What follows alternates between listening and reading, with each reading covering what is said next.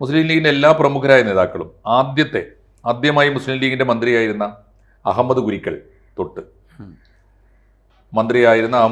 തൊട്ട് കേരളത്തിൻ്റെ മുഖ്യമന്ത്രിയായിരുന്ന CH മുഹമ്മദ് കോയ വരെ, അല്ലെങ്കിൽ ആത്മീയ ആചാര്യന്മാരുടെ തലത്തിൽ നിന്ന് രാഷ്ട്രീയത്തിലേക്ക് വന്ന സയ്യിദ് ഉമ്മർ ബാഫക്കി തങ്ങൾ വരെ MLA ആയിട്ടുള്ള ഒരു മണ്ഡലമാണ്.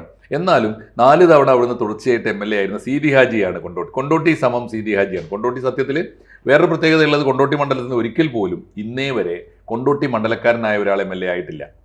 എപ്പോഴും മുസ്ലിം ലീഗ് ആരെങ്കിലും കൊണ്ടുവന്ന് നിർത്തും. മുസ്ലിം ലീഗാണോ ആരെ നിർത്തിയാലും ആ മണ്ഡലക്കാർ ജയിപ്പിക്കുകയും ചെയ്യും. അങ്ങനെ ഒരു മണ്ഡലമാണ്. സീതി ഹാജി എന്ന് കേട്ടാൽ ആളുകൾക്ക് ഈ പറഞ്ഞ പോലെ ഒന്ന് ലൈറ്റാവും.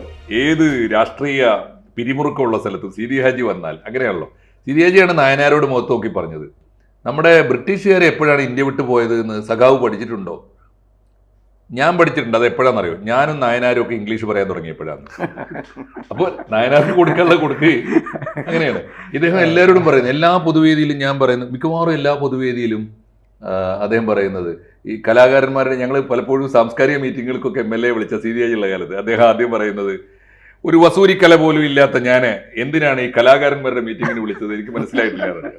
പിന്നെ വലിയ വിദ്യാഭ്യാസ വിചക്ഷണന്മാരുടെ യോഗത്തിൽ അങ്ങനെയുള്ള വിദ്യാഭ്യാസം അറച്ച സ്കൂളുകളിൽ കോളേജുകളിലൊക്കെ പരിപാടിക്ക് വിളിച്ചാൽ അദ്ദേഹം പറയും, നിങ്ങളെക്കാൾ വലിയ വിദ്യാഭ്യാസം എനിക്കുണ്ട്, എൻ്റെ ഡിഗ്രി എന്താണെന്ന് അറിയാമോ? LP ആണ്.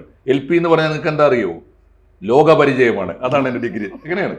കൂടുതൽ വാർത്തകളും വിശേഷങ്ങളും നിങ്ങളിലേക്ക് എത്താൻ ABC മലയാളം സബ്സ്ക്രൈബ് ചെയ്യുക, ബെൽ ബട്ടണും അമർത്തുക.